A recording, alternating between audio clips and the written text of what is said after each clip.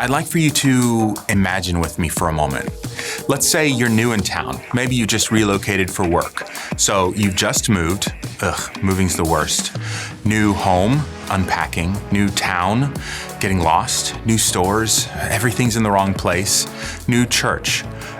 Church. Now, church is different. You know church. You practically grew up in church. Everyone's welcoming, loving, nice. Or maybe you experience church a different way.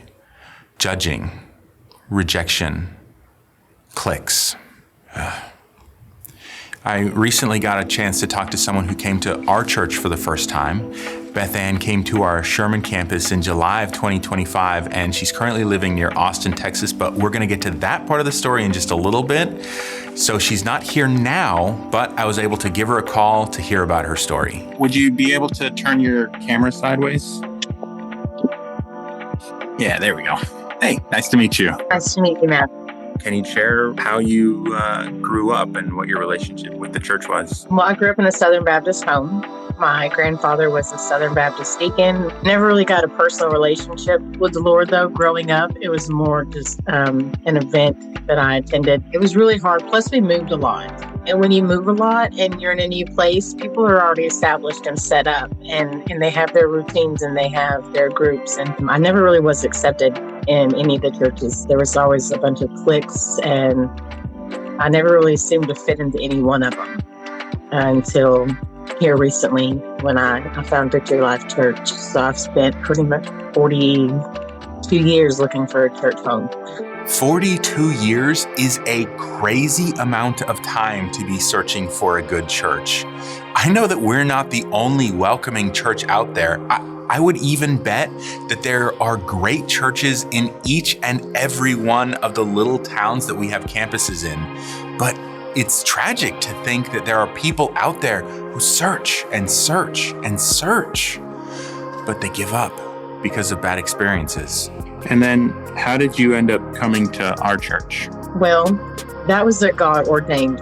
I ended up in a domestic violence situation, and the good Lord saw fit to bring me back home to Sherman, Texas. I was placed at the domestic violence shelter, which, as a blessing, was right next to the Victory Life campus there in Sherman. And the service that I attended,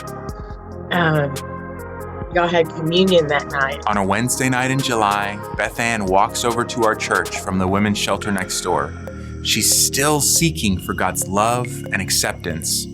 I got to talk to Pastor Austin and Jackie, who were there that night. Can you just kind of explain what happened on that Wednesday night? Well, I came up to lead the congregation to the Lord's Supper and just kind of did the explanation of what it looks like, what it means, what we're going to be stepping into, and then invited people to come. We got up to go get our communion, and I got to the end of the aisle, and she looked at me. She said, "Do you have to be saved in order to receive communion?" I've had communion encounters before. Other churches that I had visited, they would partake in communion. I would go to ask questions. Nobody would talk to me. Nobody would answer. They were like, shh, we're busy, Or I would go to stand up just to follow suit, and I was told, you're a visitor, you need to sit down. This is for members only. So no one really ever talked to me about that. So in her time of seeking for a church, searching for relationship with God, Beth Ann had been excluded over and over from communion, barred from sitting at the Lord's table, the very representation of Christ's sacrifice and love for us.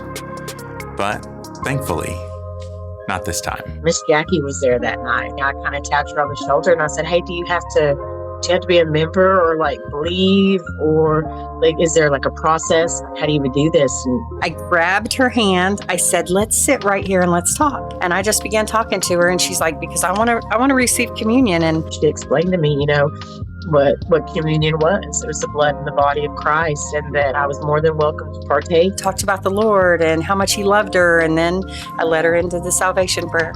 And then she goes, I don't know how to do this. I don't know what to do. And I said, great, we'll do it together. And I felt something shift inside of me. And she walked up with me and she got it. And she stood with me. And me and Jackie have been inseparable since, in our conversations and in our communication and our prayers for each other.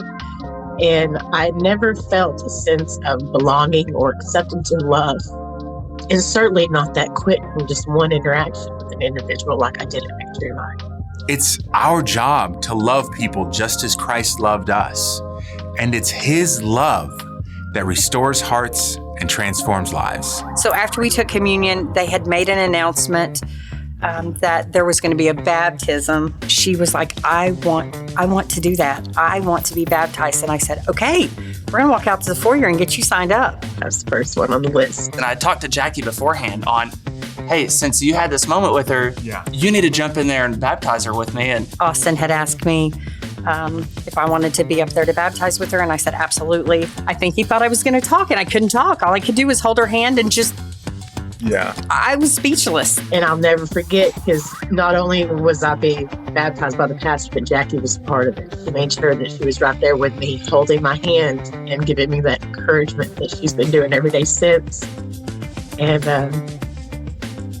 no words can explain how much love I feel from Jackie and from the church and the blessings that have already come into my life since turning my life over to God. So God's timing, sometimes it's slow and sometimes it's fast. Boom, boom, boom.